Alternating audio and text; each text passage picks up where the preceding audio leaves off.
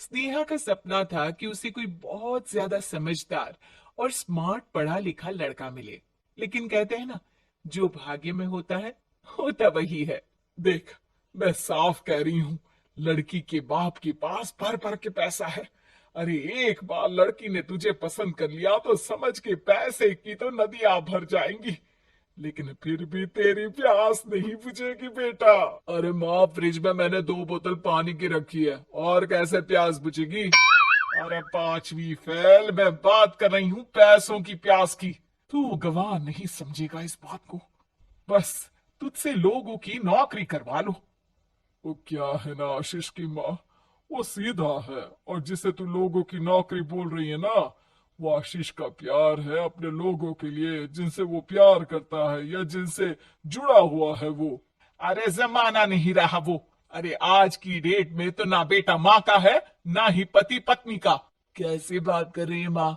चाहे दुनिया यहाँ की वहां क्यों ना हो जाए, मैं आपके बिना नहीं रह सकता। ना ही मैं आपको कभी धोखा दे सकता हूँ। अरे हाँ, ठीक है ठीक है। देख, लड़की को पढ़ा लिखा लड़का चाहिए, तो वहां चुप रहना। जबान खोलेगा तो पता चल जाएगा कि पांचवी पास है। अरे तो पढ़ा देती ना आगे। माना सौतेली माँ हो, लेकिन दहेज की लालच तो अपने बेटे जैसी ही रख रही हो। पापा, ऐसा मत बोलिए ना माँ को। वो मेरी माँ है, मैं उनसे बहुत प्यार करता हूँ। अच्छा अच्छा बेटा, कुछ नहीं कहता, बस तैयार हो जा। चलते हैं और देखते हैं कि कौन है लड़की और क्या चाहती है। सभी मिलकर लड़की देखने जाते हैं, जहाँ स्नेहा आशीष को देखकर ही इम्प्रेस हो जाती है। वाह, कितना हैंडसम है। काश इससे मेरी शादी हो जाती, लेकिन पता नहीं कितना पढ़ा लिखा है। स्नेहा, लड़का बहुत अच्छा है, बेचारी की माँ दूसरी है, लेकिन देख रही है ना, हीरा भी इतना चमकीला नहीं होगा जितना कि ये। स्नेहा को समझ नहीं आता कि वो क्या करे। वो आशीष से मिलती है, उसकी सादगी, उसकी बातें उसे भा जाती है। मैंने नहीं सोचा था कि इतना पढ़ा लिखा लड़का मुझे मिलेगा।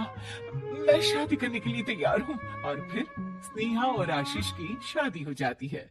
शादी के बाद सासू माँ कहती है, अरे बेटा, वो तेरे जेवर मुझे दे दे, मैं संभाल कर रख दूंगी। स्नेहा, जो कि खुद भी एक समझदार लड़की थी, नहीं नहीं, मैं अपने जेवर नहीं दूंगी। उसके लिए तो मैंने पहले ही लॉकर खुलवा लिया था माँ जी। ये मेरी कुछ आर्टिफिशियल ज्वेलरी है, इसे रख लीजिए। वैसे मेरी अलमारी में जगह नहीं है ना। सास बेचारी नई नई बहू से क्या उलझती। सुनिए जी, मैंने आपके लिए खाना और नाश्ता बना दिया है। ऑफिस कब जाना है? कौन से ऑफिस ने? मैं तो घर का सारा काम करता हूँ। हाँ, क्या बात कर रहे हैं? इतना पढ़ लिख कर आप घर का काम क्यों करते हैं? कितना पढ़ लिख कर?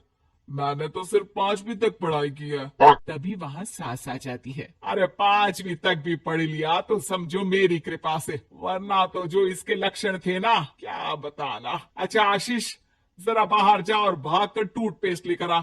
सुबह से मंजन नहीं किया। और हाँ, फिर जाकर दुकान की सफाई कर देना। तेरा छोटा भाई दुकान पर जाने को तैयार हो रहा है। स्नेहा ये सब सुनकर हैरान रह जाती है।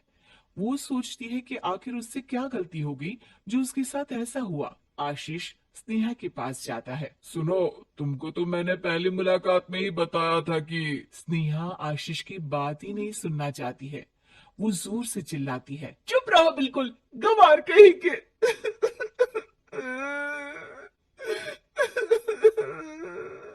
कितना बड़ा धोखा हो गया मेरे साथ। अब मैं इस घर में नहीं रह सकती। प्लीज ऐसी बात मत करो। मेरी पत्नी हो तुम, जैसे बोलोगी मैं वैसा करूंगा। मैं कोशिश करूंगा बाहर जाकर कोई काम ढूंढ लूं, पर प्लीज मत जाओ। चुप रहो गंवार कहीं के, मैं तुम्हारे जैसी की बीवी हो ही नहीं सकती। आशीष स्नेहा को लाख समझाने की कोशिश करता है, लेकिन वो अपने मायके चली जाती है। माँ चलिए ना, स्नेहा को मना कर लेकर आते हैं। अरे जाओ, मनाने जाए मेरी जूती। इतना घमंड, जैसे कलेक्टर हो कहीं की महारानी। अरे मैं तो तुझे कहूंगी कि तू भी भूल जा, हमने नहीं भगाया, खुद ही तो गई है। माँ, वो बीवी है मेरी, मैं प्यार करता हूँ उससे। मैं जा रहा हूँ उसे लेने। वहीं स्नेहा के घर पर, माँ वो तो कुछ काम ही नहीं करता, घर का नौकर है, 5वीं पास। मैं नहीं रह सकती ऐसे आदमी के साथ माँ। बेटा वो लड़का बहुत अच्छा है, उसकी तारीफ मैंने हर किसी से सुनी है। तेरा पति है, अब तक एक गलत माँ के साथ रह रहा था, तू सवारेगी तो सवर जाएगा। तभी वहाँ आशीष आ जाता है। मुझे माफ कर दो स्नेहा, पर प्लीज मुझे छोड़कर मत जाओ। मेरी माँ के जाने के बाद मुझे तुम्ही से सारी उम्मीद है। तुम जैसा कहोगी मैं करूँगा, पर प्लीज मेरे साथ रहो। सबके समझाने बुझाने के बाद स्नेहा आशीष के साथ घर आ जाती है। आ गई महारानी, अब आई हो और सच्चाई भी पता चल गई है, तो थोड़ा तमीज से पति के साथ घर देख, रसोई संभाल और हम सबकी सेवा कर। देखो, मैं अब इस घर में बंटवारा चाहती हूँ। जो मेरे पति का हिस्सा है वो उसे मिले, और वो आज से कोई काम नहीं करेंगे। हिस्सा ले लो ले लो, लेकिन कमाओगे क्या, खाओगे क्या, धूल मिट्टी। अरे तेरा पति किसी काम का नहीं है, वो तो मेरा बेटा कमा रहा है तो 2 रोटी मिल जाती है इसे। तभी वहां स्नेहा के ससुर आ जाते हैं। मैंने एक बंद फैक्ट्री को पहले ही आशीष के नाम कर दिया है, और घर के 2 तल्ले में 1 तल्ला ले लो। मैं तो आशीष के पास रहूंगा, वकील थोड़ी देर में आता ही होगा। अरे जाओ जाओ, 2 दिन में भूख से तड़प कर सब वापस आ जाओगे। बढ़िया आई बहू बेटे वाली। फिर क्या था, स्नेहा आशीष के साथ मिलकर बंद फैक्ट्री को खोलती है और मन लगाकर काम करती है। दोनों की मेहनत रंग लाती है और आशीष अपनी मेहनत से एक सफल बिजनेसमैन बन जाता है। लेकिन एक दिन, अरे बहू बेटा आशीष, मुझे माफ कर दो, मैं भी अब तुम लोगों के साथ रहना चाहती हूँ। इस कमबख्त ने तो दुकान का बेड़ा गर्क कर दिया। वो तो आशीष था जो सारा दुकान का काम संभालता था। बेटा हमारे पास तो खाने को भी नहीं बचा। माँ जी, इसे कर्म के फल कहते हैं। खैर, खाना है तो आपको और आपके बेटे को काम करना पड़ेगा, समझी? हे भगवान, अब ये दिन आ गए हैं कि बहू के साथ रहने के लिए मुझे काम करना पड़ेगा। बेटा आशीष, तू ही समझाना अपनी बीवी को। पता है ना मैंने तुझे कितने प्यार से पाला है। हाँ माँ, वो तो ऐसे ही बोल रही है आपको। अरे घर में कामकाज के लिए बहुत सारे नौकर चाकर हैं, आप आराम से रहिए माँ। स्नेहा आशीष का अच्छा और सरल सच्चा व्यवहार देखकर मन ही मन सोचती है, मेरा पति गवार ही सही, लेकिन दुनिया का सबसे अच्छा इंसान है।